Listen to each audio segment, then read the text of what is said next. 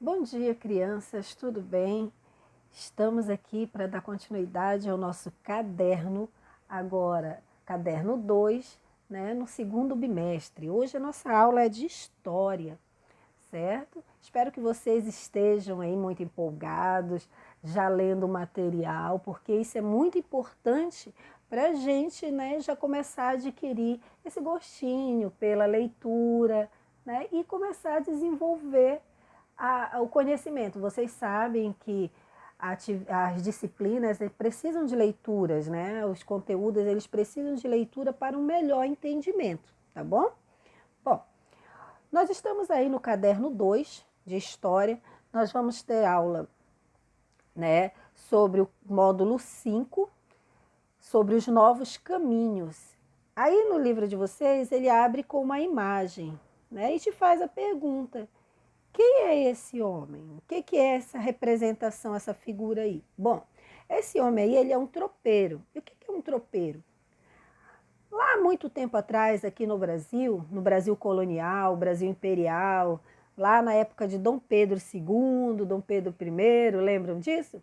Tá? Século 17, 18, por volta desses séculos, eles eram homens que faziam comércio de animais, né? Comércio, eles vendiam, levavam de um lugar para outro animais, como mulas e cavalos. Mas também eles comercializavam alimentos, né? Como utensílios também. Tudo que as pessoas precisavam assim em outras regiões, eles acabavam levando. Especialmente um alimento chamado charque, também apreciado hoje em dia, tá? É uma espécie de carne seca, uma carne salgada, digamos assim. Eles foram muito importantes na abertura de estradas e na fundação de vilas, que posteriormente viriam a se tornar as cidades, ok? Esses aí eram os tropeiros, muito importantes para a nossa história. Lá na página seguinte, página 7, vem aí para começar, né? Começar a falar aí a respeito desses novos caminhos. Olhem a imagem, né? É uma caravana se aproximando de Tombuctu, lá no 1853, certo?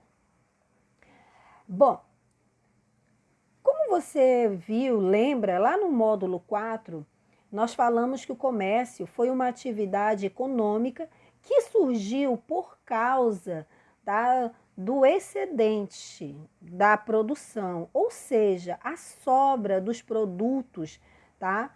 Que não eram consumidos, que não eram utilizados. Aquela família produzia, aquele povo produzia alguma coisa numa localidade e aquilo lá não era totalmente utilizado. E aí começou-se a troca, a venda daquilo que sobrava. E se vendia no próprio local ou se levava também para outras comunidades, outros locais. E com a saída, né, desse povo para vender em outro local, que começaram a receber o nome de comerciantes, né, por conta da atividade do comércio, começaram a sair dos seus locais, onde moravam para fazer negócio em outros lugares, aí deu origem a uma outra situação, que foram as rotas comerciais, ou os caminhos do comércio, né, por onde eles levavam o que eles estavam produzindo. Aí nós vamos ter, né, as primeiras rotas, as primeiras estradas de venda, onde os comerciantes faziam os caminhos para ligar um lugar ao outro. E isso demandava muito tempo, né? Várias rotas foram abertas ao longo do caminho e esses produtos eram levados. Mas como esses produtos eram levados? Como é que eles eram transportados? Aí nós vamos passar a chamar, né, passam a se chamar essas estradas de rotas terrestres, né? Rota terrestre, ou seja, a rota de caminho na terra, de caminho. No início, as rotas eram estradas, né, caminhos feitos pelos comerciantes, por onde eles levavam suas mercadorias, transportadas em carroças, puxadas por boi, cavalos, E dependendo do lugar, né, onde essas rotas eram abertas, por camelos. Esses animais eram muito resistentes à sede e ao calor, até hoje, tá? Eu falei eram, mas até hoje eles são muito resistentes ao calor e à sede. Vocês sabem, aqui no Brasil eles não são utilizados, mas eles são usados muito nas regiões quentes, áridas, né? Como os desertos. Então, falando ainda das rotas, no passado elas foram muito importantes, especialmente como as rotas do Império Romano, né? Porque elas ligavam, ou melhor, conectavam vários lugares próximo ao mar Mediterrâneo, certo? Aí as rotas terrestres, vocês têm o camelo, vocês têm aí um mapa aí, né, do que nós vamos chamar da Rota da Seda. Esse caminho partia, ou seja, saía da China para vários lugares ali da Ásia. Por isso aí que tem essa imagem, essa linha vermelha, tá? Essa linha vermelha, ela cruzava aí da China, tá? Até o outro lado ali, pegando toda a Ásia, até chegando ali mesmo pela Europa, certo? Então essa era a Rota da Seda. Por que a Rota da Seda? Porque na China, ali naquele lugar, eles já fabricavam a seda, era um grande segredo deles, né?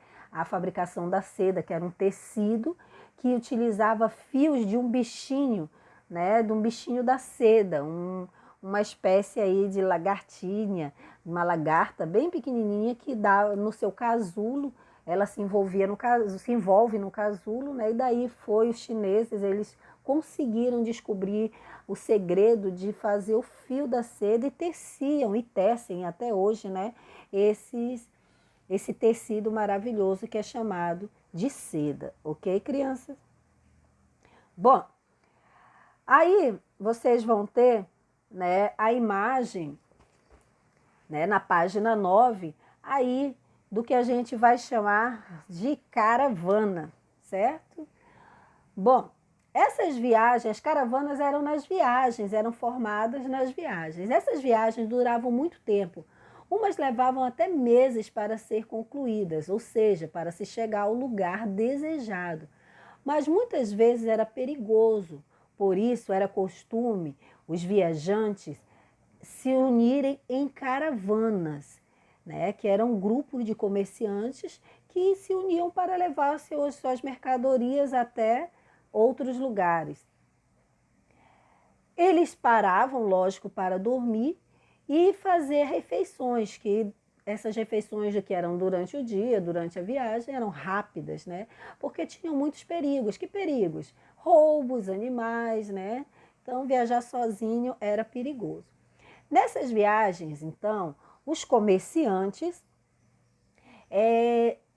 eles acabavam tendo contato, né, com vários povos, várias culturas, e isso era muito enriquecedor, era uma experiência maravilhosa, né? Imagine conhecer novas paisagens, novas culturas, novos costumes, novos hábitos, né? E por eles não escreverem, eles guardavam tudo para si, e quando eles chegavam, né, nos seus lugares de origem ou em outros lugares, eles tinham muitas histórias para contar, não histórias fictícias, histórias do que eles tinham encontrado, e essas histórias aí acabavam sendo transmitidas àqueles que eles encontravam, né? E isso fazia com que essas pessoas que escutavam o que eles estavam falando também criassem, imaginassem os lugares, principalmente porque eles não viajavam, né? Esse contato com o novo, com os novos povos, era através desses viajantes que vinham e traziam as informações e faziam aí uma verdadeira, digamos assim, eram, vamos dizer assim, verdadeiras fontes de informação, né, de como era um novo. Muitas das vezes, né, pessoas criavam imagem daqueles lugares a partir da imaginação das histórias que eles escutavam, ok? Então, caravana. Bom, Uma das principais desses viajantes, ele se chamou Marco Polo. Ele era um mercador, um comerciante, né, que era viajante, assim como naquela época, quem era comerciante, né, pegava essas rotas e viajava muito. Então, Marco Polo foi muito conhecido. E ele deixou as suas experiências registradas, as, né, aventuras. Ele explorou muito aí a China e ele deixou esse legado aí, né? Porque ele escrevia, ele descrevia aí nas suas aventuras, ele descrevia os lugares, o que ele conhecia. E ele ficou muito famoso por isso, né? Tem aí as aventuras, né? As viagens de Marco Polo, tem vários registros disso, certo? Bom, nós vamos falar aí das rotas fluviais e rotas marítimas, tá? Essas rotas, tá? Voltando aí, as rotas fluviais são as rotas feitas pelos rios. E as marítimas, como o próprio nome diz, mar, né? Eram as rotas no mar, na água salgada, rios, água doce. Essas rotas eram os caminhos feitos pelos rios ou nos oceanos, nos mares, né? E eram percorridas de barcos ou navio, né? Os navios, hoje em dia bem modernos, mas lembram das embarcações naquela época, né? Vocês lembram que muitas cidades eram costeiras, tá? Ou erguidas às margens dos rios, para garantirem, né, a água, que era muito importante e é até hoje para a sobrevivência dos seres vivos.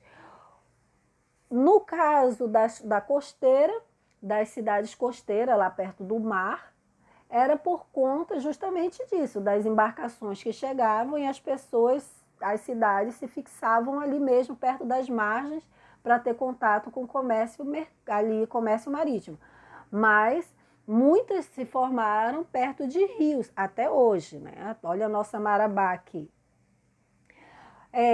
Dessas cidades que se formaram nas redes, perto das redes fluviais, nós vamos ter aí lá no Egito, o Rio Nilo, que era uma rota, né, muito importante para o comércio, né, especialmente das grandes civilizações daquela época. Uma grande vantagem das rotas fluviais e marítimas, né, é que elas ofereciam naquela época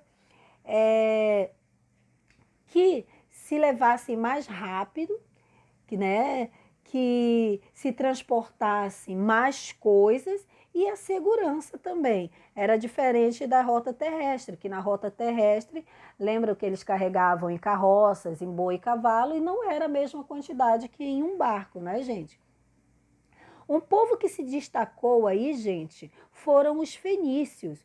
Um povo, né, muito sábio, eles, por conta das habilidades, das construções de embarcações, né, de materiais, mas eles também, eles fizeram aí, os fenícios, eles inventaram aí um alfabeto que deixava registrado aí a sua o seu legado, a sua marca mesmo. Porque assim como o nosso alfabeto hoje que nós utilizamos, eles conseguiram, eles combinavam já aí nessa época, milhares de anos atrás, os fonemas com símbolos gráficos, assim como nós fazemos. Quando nós escrevemos, nós pegamos o som, né, de cada palavra, de cada sílaba, de cada letra e transcrevemos ali em símbolos, que são a letra. Assim foram os fenícios, né? Eles fizeram isso. E essa civilização fenícia, ela está localizada hoje lá no Líbano, vocês já ouviram falar, né? Lá no Oriente Médio, né? O território do Oriente Médio, certo?